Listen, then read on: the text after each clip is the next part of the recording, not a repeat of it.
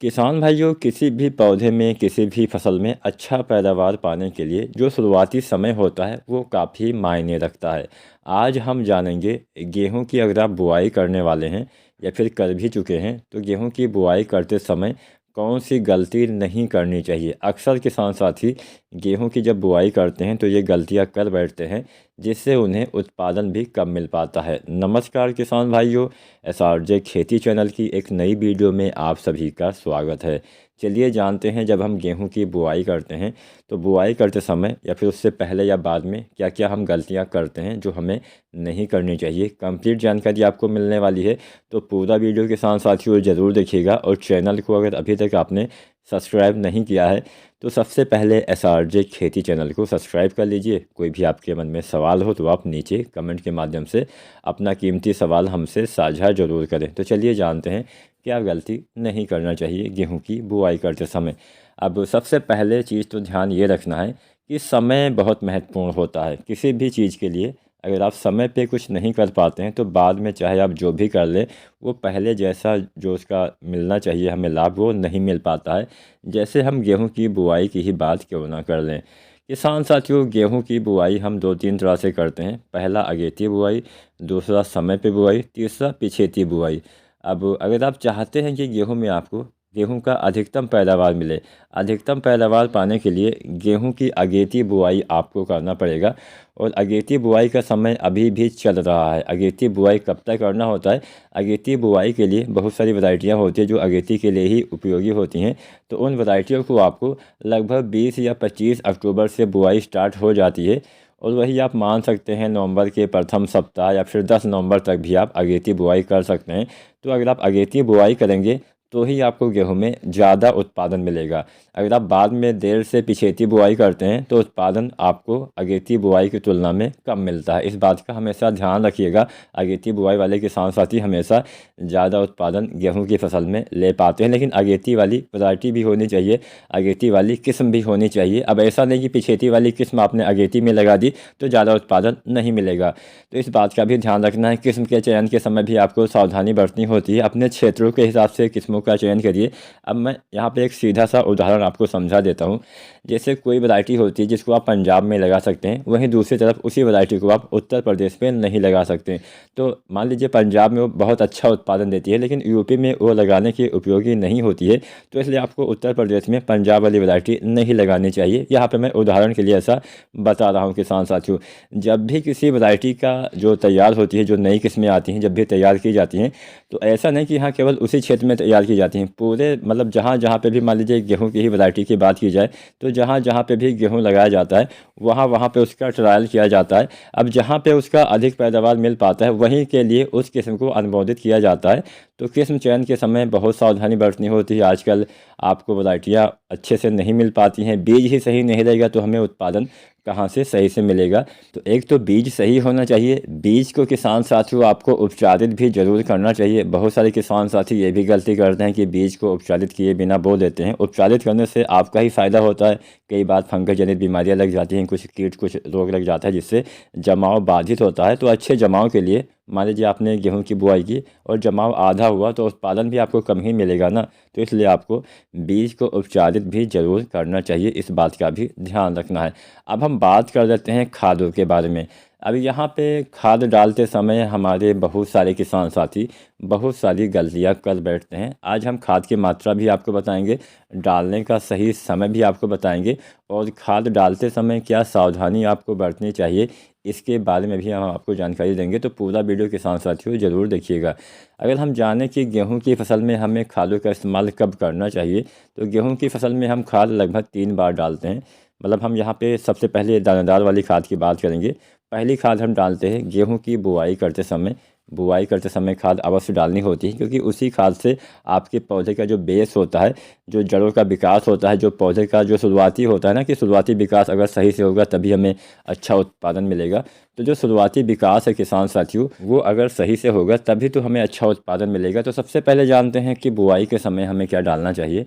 गेहूँ की बुआई के समय हम यहाँ पे 2 फार्मूले आपको बता देते हैं। अगर आप DAP खाद का इस्तेमाल करते हैं तो यहाँ पे DAP आपको डालना है लगभग 55 किलो। 55 किलो DAP डालिए, यहाँ पे हम 1 एकड़ खेत की मात्रा आपको बता रहे हैं, 1 एकड़ में इतनी मात्रा पर्याप्त रहने वाली है।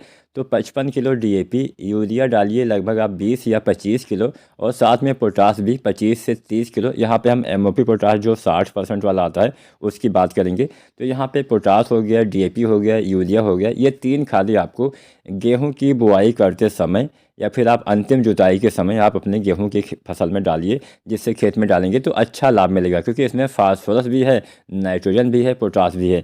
अब यहाँ पे एक गलती किसान साथी और करते हैं, पोटास खाद का इस्तेमाल ही नहीं करते हैं। चलिए पोटास के बारे में जानने से पहले हम दूसरा वाला फार्मूला भी आपको बता देते हैं। बहुत से किसान साथी SSP यानी सिंगल सुपर फास्फेट का इस्तेमाल भी करना चाहते हैं। तो जो किसान साथी DAP के साथ में SSP भी डालना चाहते हैं, क्योंकि SSP में आपको 3 तत्व मिलते हैं। पहला मिलता है कैल्शियम लगभग 19% के आसपास, दूसरा मिलता है सल्फर लगभग 11% के आसपास, और तीसरा 16% इसमें फास्फोरस भी पाया जाता है। तो तब उस अवस्था में अगर आप DAP और SSP दोनों साथ में देना चाहते हैं तो DAP आप डालिए 35 से 40 किलो, SSP डालिए 1 बैग, यूरिया डालिए 20-25 किलो, और पोटाश डालिए वही 25 से 30 किलो। तो यहाँ पे दोनों में से कोई भी एक तरीका किसान साथी अपना सकते हैं। SSP वाला जो फार्मूला है वो भी काफ़ी अच्छा माना जा सकता है। तो यहाँ पे हम बात कर रहे थे ये पोटास के बारे में। अब बहुत से किसान साथी पोटास का इस्तेमाल ही नहीं करते हैं, अगर करते भी हैं तो गलत समय पे इस्तेमाल करते हैं। पोटास के इस्तेमाल करने का अगर हम गेहूं की फसल में जाने सबसे अच्छा समय क्या है, तो बुआई करते समय ही संपूर्ण मात्रा आपको जो हमने बताया 25 से 30 किलो मात्रा आपको अपने गेहूँ की फसल में अवश्य डालना चाहिए। पोटास से पौधे में दाने अच्छे आते हैं, पोटास से दाने का भराव अच्छे से होता है, पोटास से बालियाँ लंबी आती हैं, पोटास से तने मजबूत होते हैं।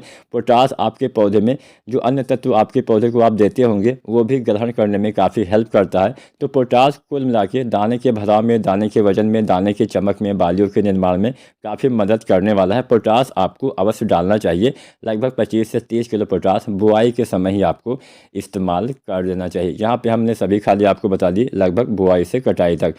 अभी यहाँ पे हमने कटाई तक नहीं बताया। अब यूरिया की बात करें तो यूरिया आपको 3 बार डालना होता है। पहली बार तो हमने बता दिया कि 20 या 25 किलो, आप चाहे DAP डालें चाहे SSP के साथ में DAP डालें, उसके साथ 20 से 25 किलो आपको यूरिया पहली बार बुआई के समय ही डालना होता है।